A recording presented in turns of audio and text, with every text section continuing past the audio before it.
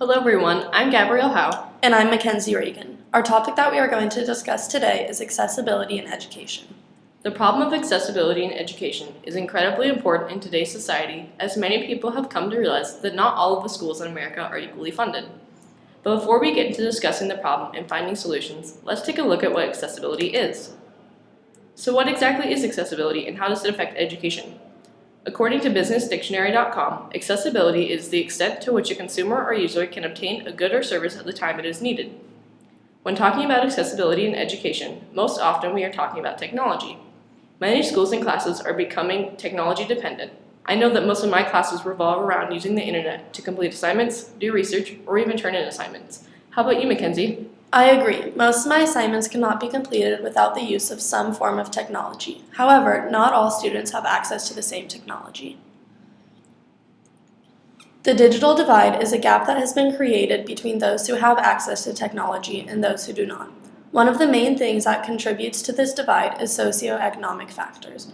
Oftentimes, schools in low-income areas do not have access to the same resources and technology as the schools in wealthier areas.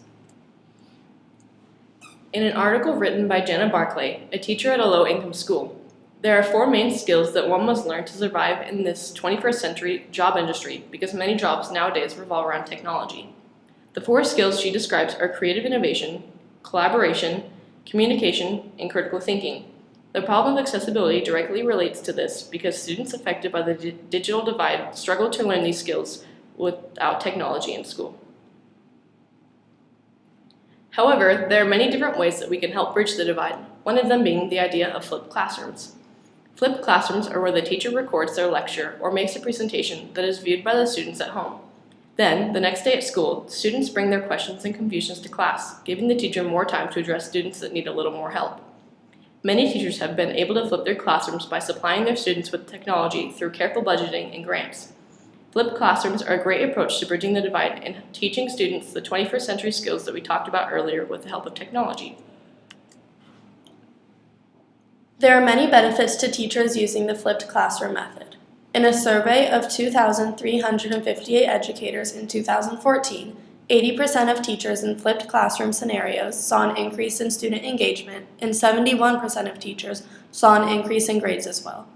Overall, this method seems to have a positive impact on students, and they have adapted to it very well. On the other hand, there are a couple of cons to this method as well. If teachers are unable to budget or can't receive grants, the lack of resources that students may have can lead to problems with student involvement. Also, there is no accounting that the students will actually watch the lecture outside of class and can easily come to class unprepared. Another solution to the accessibility problem is through Close the Gap. Close the Gap is a nonprofit organization hoping to bridge the digital divide across the world. The organization collects computer donations from big companies and then refurbishes them so they can be redistributed to schools in need.